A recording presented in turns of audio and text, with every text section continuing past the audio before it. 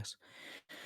Bueno, pues buenas noches. Cualquier pregunta, como siempre que tengáis, podéis dejarla por el chat. Y bueno, vamos a hablar de Israel y vamos a hablar de la cuestión que empezó ayer, fundamental, dentro de Israel, que ha sido el juicio contra Benjamin Netanyahu. No un juicio, sino tres. Estamos hablando de tres juicios contra el primer ministro de Israel, ¿vale?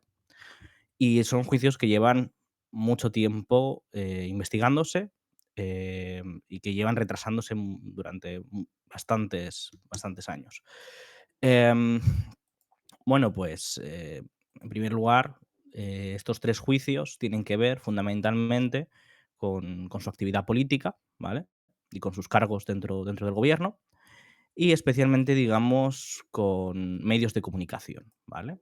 Todos estos son entre fraude, una mezcla de fraude, de sobornos, de corrupción y de favores políticos, ¿vale? Básicamente. Favores a medios de comunicación, principalmente, a cambio de cobertura mediática favorable a su figura, a su partido y a su familia, ¿vale? Entonces lo que tenemos es el llamado caso 1000, el caso 2000 y el caso 4000, ¿vale? Se llaman. Estos 3 casos, que son los 3 juntos que están ahora llevándose a cabo el juicio, el primero de todos, ¿vale? Tiene que ver con su tiempo como ministro de Comunicaciones y básicamente con un empresario, Arnon Milchan, que le habría dado regalos, ¿no? Como cigarros caros, champán, y otro tipo de también de joyería a su mujer, por ejemplo, Sara Netanyahu. Y, aquí, pues bueno, se le juzga, por recibir esos regalos, además sin, pagar impuestos, etcétera, ¿no? Em, y bueno, en este caso, de nuevo, el tipo de relación, ¿no? Con estos empresarios, pues es a cambio de ciertos favores, ¿no? El caso 2000 es un caso más grave, yo diría que es quizá el más grave, eh, porque está relacionado con grandes medios de comunicación, ya no son, digamos, un grupo empresarial relativamente pequeño o gente, digamos, de ciertos ámbitos del sector de las comunicaciones, sino que son grandes medios de comunicación, ¿vale? Estamos aquí hablando principalmente del periódico Yedioth Ahronoth, que es prácticamente el mayor periódico de Israel, ¿vale?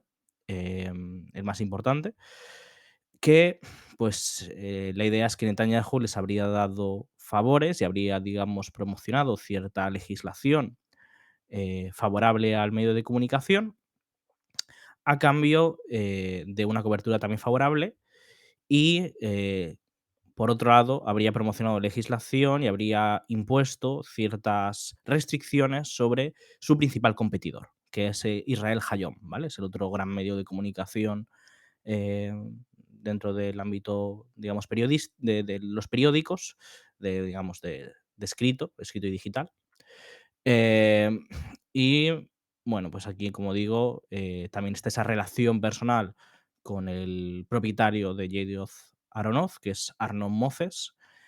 Y pues de nuevo, a cambio de no solo de cobertura favorable para Netanyahu y su familia, sino también a cambio de cobertura en contra de sus rivales políticos, ¿vale? En general, por dar una idea, en Israel es bastante normal la corrupción, es bastante extendida en el ámbito político y hay que tener en cuenta que además existen importantes sectores de mafia dentro de Israel. Entonces, pues bueno, entre la política y ciertos sectores empresariales hay bastantes vasos comunicantes que tienen a tener relaciones, digamos, ilícitas, no relaciones solamente, digamos, en ámbito legal, sino que también se dan este tipo de casos con bastante frecuencia. Muchos primeros ministros de Israel han ido a juicio, incluso han acabado en la cárcel. Em, También, bueno, por último tenemos el caso 4000, que en este caso es el conglomerado de comunicación BECEC, en el cual, pues, de nuevo, junto con se promocionarían los intereses empresariales de su dueño, que es Saúl Elovitch, y sobre todo, bueno, su medio de comunicación Walla News. Walla News es, digamos, un medio menor dentro del ámbito de la comunicación israelí, dentro de los periódicos, pero en ámbito digital sí que tiene una influencia importante y sobre todo muchas veces publica exclusivas del gobierno, debido a que tiene esas vinculaciones con Netanyahu.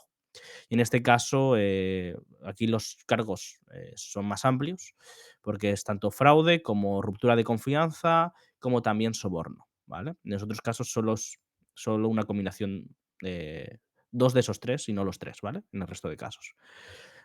En entonces, pues bueno, en general tenemos estos tres casos abiertos contra Netanyahu. Netanyahu ha intentado mantenerse en el poder a toda costa para intentar evitar los juicios por corrupción que tenía pendientes.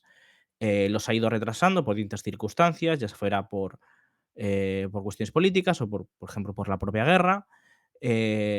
Y sobre todo también ha intentado, con este último gobierno, a partir de diciembre de 2022, que llegó al cargo, em, ha intentado promocionar una cierta legislación para protegerse de esas posibles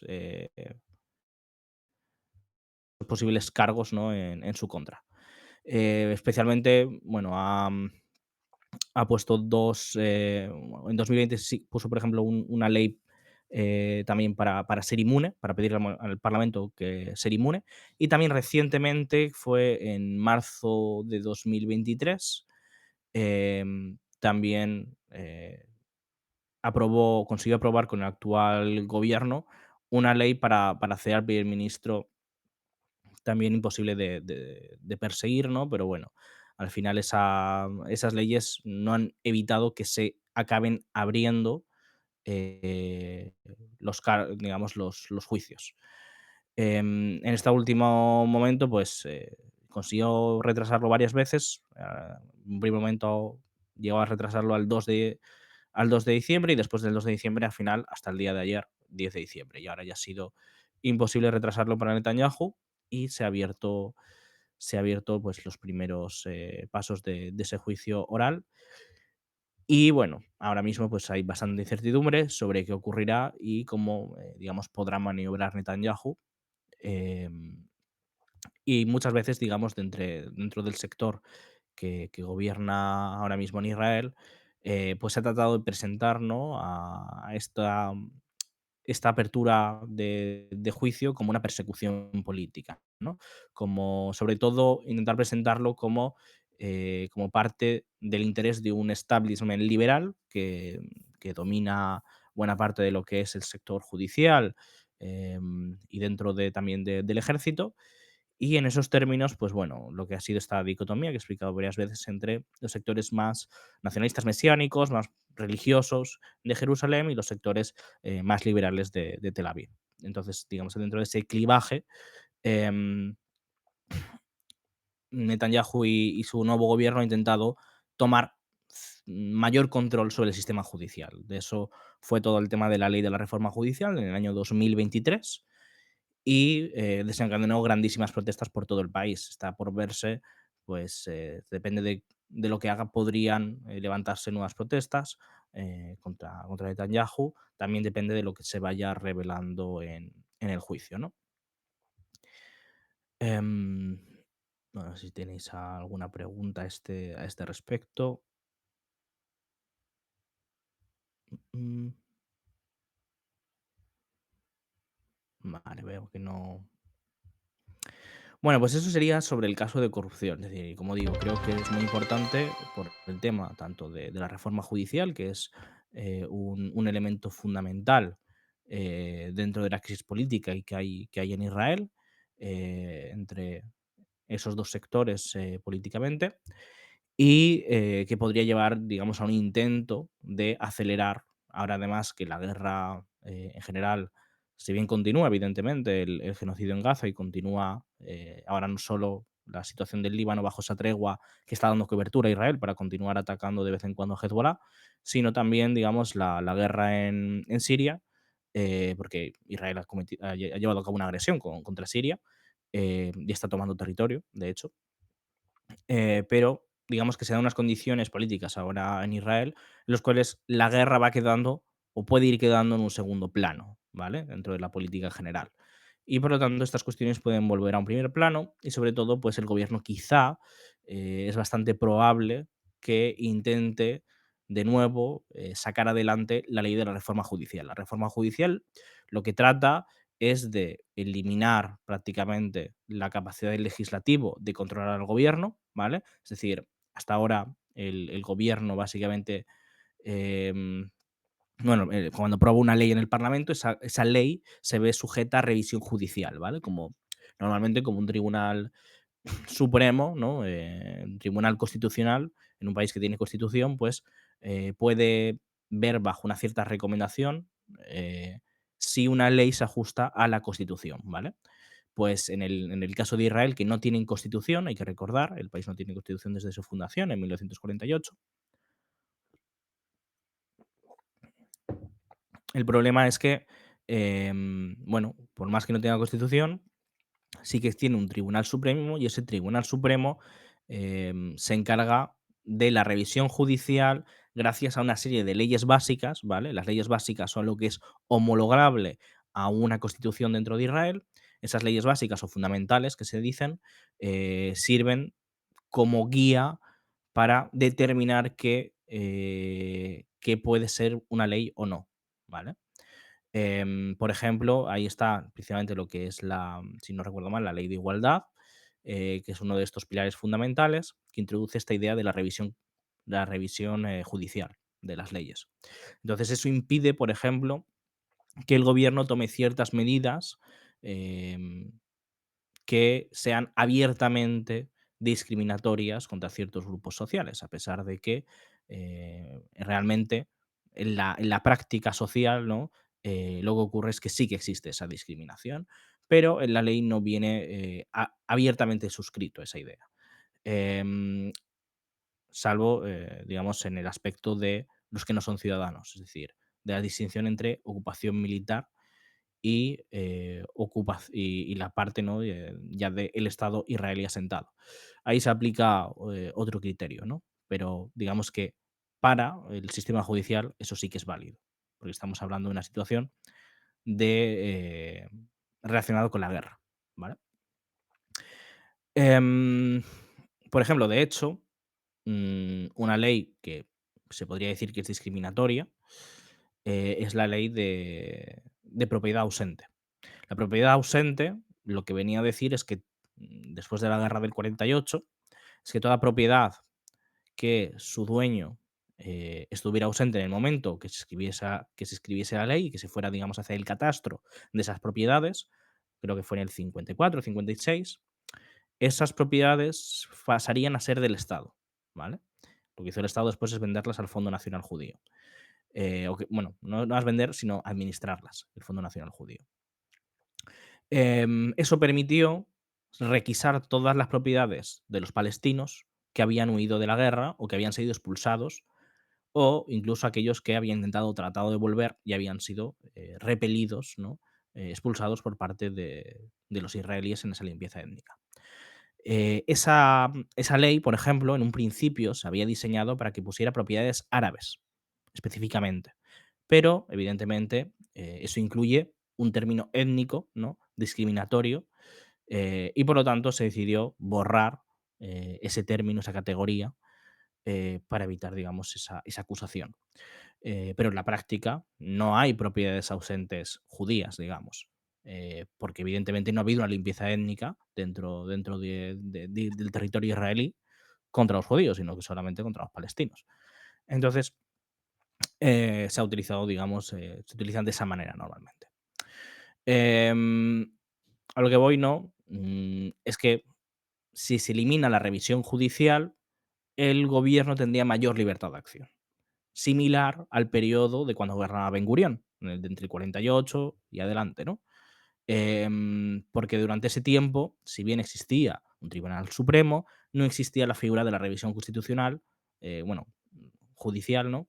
Que se introduce con la revolución de los asuntos eh, constitucionales, se llama así el concepto, que ocurre en 1992 cuando se introducen estas leyes fundamentales que digo sobre la igualdad, etcétera.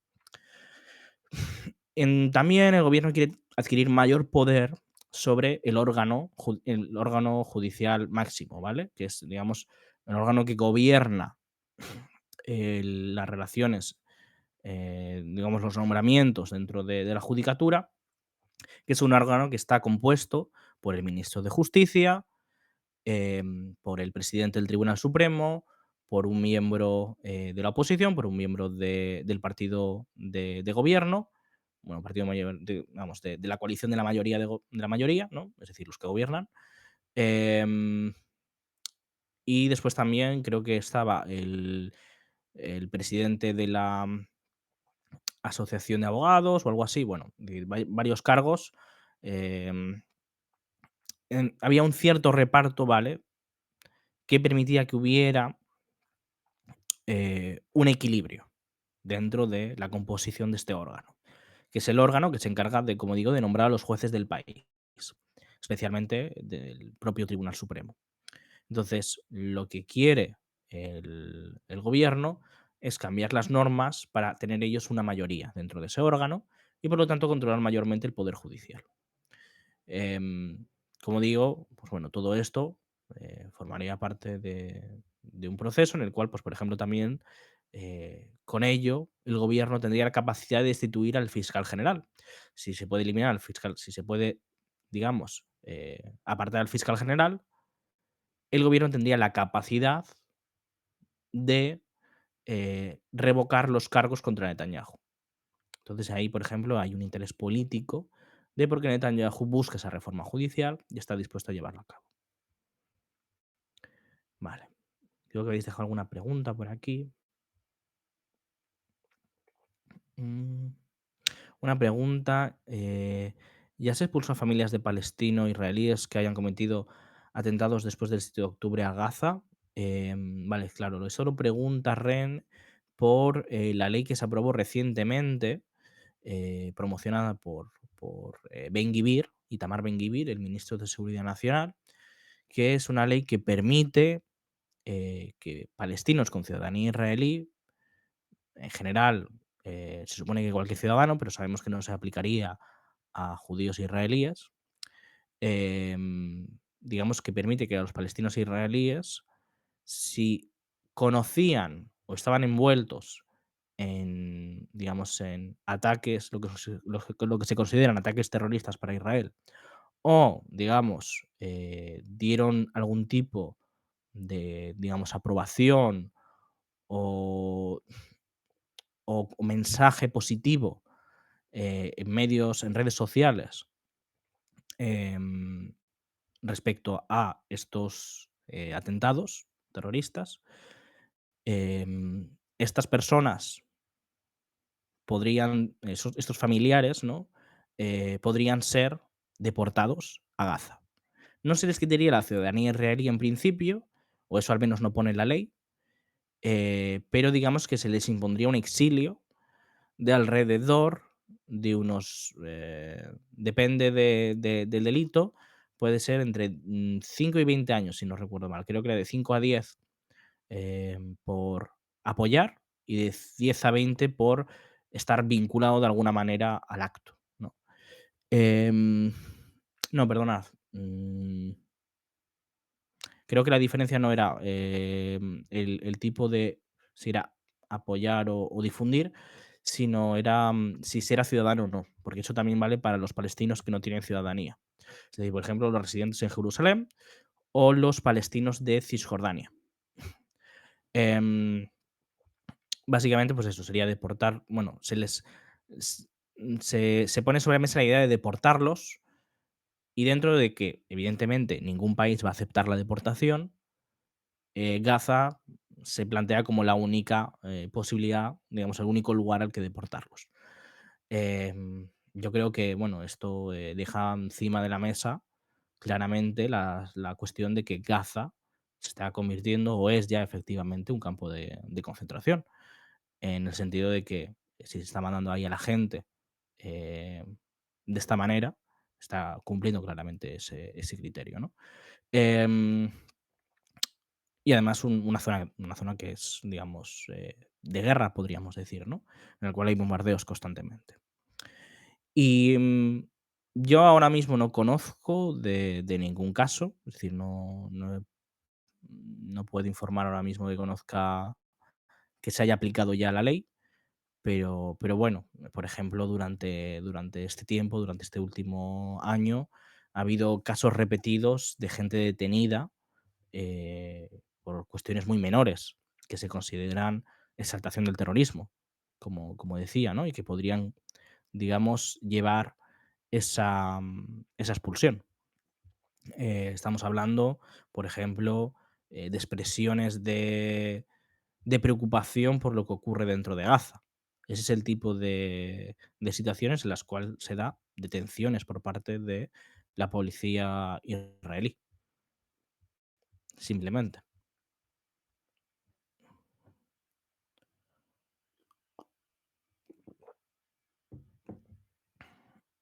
Mm, Vale. Bueno, pues entonces, si no tenéis ninguna pregunta más a este respecto, pasaría a la otra cuestión que quería comentar hoy, ¿no? Como hemos dicho, Israel está bombardeando de manera bastante extensa Siria y básicamente está dejando al país sin la capacidad de defenderse, ¿no? En esta agresión. Está, como decimos, atacando bases militares, pistas de aterrizaje, especialmente, digamos, para aviones, helicópteros también está destruyendo. Y especialmente el otro día, ayer por la noche, si no recuerdo mal, atacaron lo que eran las bases navales de Tartus y Latakia, donde está la flota del ejército sirio. No la flota rusa. Hay que recordar que la flota rusa eh, ha salido de puerto, pero se encuentra, digamos, en alta mar, ¿no? A la espera. En contra de lo que se ha hablado por algunos lugares, el ejército ruso no va a abandonar sus bases militares en Siria. De hecho, lo que parece es que va a llegar a una especie de acuerdo con el nuevo gobierno para mantener la presencia. Lo que han hecho los rusos, seguramente habiéndolo hablado con los israelíes, es abandonar las bases militares para evitar cualquier daño a su flota y a su contingente. Y digamos que han dado vía libre a Israel para que realice los ataques que considere oportunos. Em, entonces, pues lo que hemos visto en las imágenes de estos últimos días es que Israel ha destrozado totalmente lo que podía quedar de flota de la armada siria. Eso evidentemente va a dejar al gobierno sirio, sea cual sea, con, con una falta de medios enorme, ¿no? Después, sobre el terreno, Reuters informaba ayer sobre el avance del ejército sirio, del ejército israelí, dentro de la zona sur de Siria hasta Katana. Katana es un poblado, bueno, una ciudad, realmente un poblado no es una ciudad grande, relativamente grande, que está muy cerca de Damasco. Está a unos 20-25 kilómetros de Damasco solamente, ¿vale? Esto lo informaba Reuters, no tenemos imagen visual que nosotros podamos confirmarlo de manera independiente y el ejército israelí, por el momento, digamos que lo ha desmentido. Evidentemente no es la fuente más fiable, pero bueno, esa es la información que tenemos por ahora y hasta que tengamos confirmación visual, eh, que es raro que durante un día entero y no haya ningún tipo de confirmación visual, pues no se puede decir si es cierto esto que se ha informado a través de Reuters. Igualmente, el ejército israelí ha avanzado bastante. Si no está en Katana, está cerca de Katana, ¿vale? Estaría a unos 15 kilómetros de Katana, como mínimo, básicamente alrededor del castillo de Yandal, pasando por el Monte Hermón. También ha avanzado, por ejemplo, en esa zona en dirección al interior, que ha tomado también otra otro municipio, el municipio de Henne, y también ha avanzado más allá de la línea púrpura, ¿vale? La línea púrpura es, la zona de amortiguamiento, que se estableció en 1974 como parte del acuerdo entre Siria e Israel, ¿vale? Hay que recordar, bueno, la línea púrpura es, por un lado, la línea azul del ejército israelí y la línea roja del ejército sirio. Y entre medias, la zona de amortiguamiento en la cual se coloca la misión de Naciones Unidas. Y por eso se llama línea púrpura, como ya he dicho. Los israelíes han sobrepasado esa línea. Por ejemplo, han tomado Jader, que es también una ciudad que se encuentra más allá de la línea púrpura, se encuentra justo, digamos, en la frontera, y parte de la ciudad está dentro, parte está fuera, pero el caso es que la han tomado entera. Y parece que se podrían dirigir, por ejemplo, a Harfar, también quizá una ciudad grande a la que podrían dirigirse es Beijing o Sasa. Después, otra zona que han empezado a tomar, y también es una ciudad que está ahí en la frontera, entre, digamos, entre la zona siria y la línea púrpura, es Khan Arnabe. Y ahí, por ejemplo, han tomado ya la zona del ayuntamiento y la zona de em, oficinas administrativas y creo que un centro educativo. No sé si es una universidad, porque no me viene bien marcado aquí en el mapa. Em, pero bueno, es decir, ya han tomado una parte importante de la ciudad, la otra parte está fuera de la línea púrpura y todavía no la han tomado, pero parece bastante claro que seguramente avancen sobre ella. Em, ¿Qué han dicho también los israelíes? Pues lo que están, digamos, esgrimiendo es que están creando una zona de amortiguamiento. Los israelíes, en 1967, la guerra de los 6 días, guerra preventiva que lanzaron por sorpresa, atacando a Siria y Egipto, ellos tomaron los altos del Golán. Entonces dijeron que los altos del Golán era algo preventivo, digamos que era una zona de amortiguamiento, una zona estratégica que necesitaban para evitar los ataques de Siria. Es una zona elevada, muy importante, los Altos del Golán, estratégica, desde la cual se puede controlar las llanuras tanto de Galilea, a la izquierda, en el lado israelí, como se puede controlar la carretera hacia Damasco. De hecho, Damasco se ve desde los Altos del Golán. La cuestión es que eso era una zona de amortiguamiento. Y ahora han tomado esa zona de amortiguamiento y quieren una zona de amortiguamiento para la zona de amortiguamiento. Y a su vez quieren una zona de amortiguamiento para la otra zona de amortiguamiento. Es decir, al final, aquí es, digamos, la pescadilla que se muerde la cola, y para Israel siempre hace falta una zona avanzada más, porque efectivamente los Altos del Golán, desde 1981, Israel se lo anexionó. Y los Altos del Golán no solamente tienen infraestructura militar, sino tienen infraestructura civil. Ya los de residentes drusos que viven en el Golán, que tienen permiso de Israel y algunos incluso tienen ciudadanía, una minoría. Hay que recordar que digamos, los sirios árabes fueron expulsados, los, digamos, árabes suníes, los drusos también son árabes, al final lo de druso es una cuestión más religiosa, no es étnica realmente. Pero vamos, que el resto que no eran drusos, el resto de árabes que no eran rusos, el resto de sirios, ya sea suníes principalmente o de otras religiones, fueron expulsados de los Altos del Golán. Y allí pues se instalaron tanto bases militares enormes de Israel, como también se instalaron em, colonias de los judíos. De hecho, si no voy mal, hay una colonia que se llama Tram o algo parecido, en honor, porque Tram reconoció los Altos del Golán como territorio israelí. En el año 2018 puede ser, si no recuerdo mal. Em, Así que, bueno, lo que hoy Israel dice que es temporal es muy probable que con el tiempo se haga permanente. Esa es la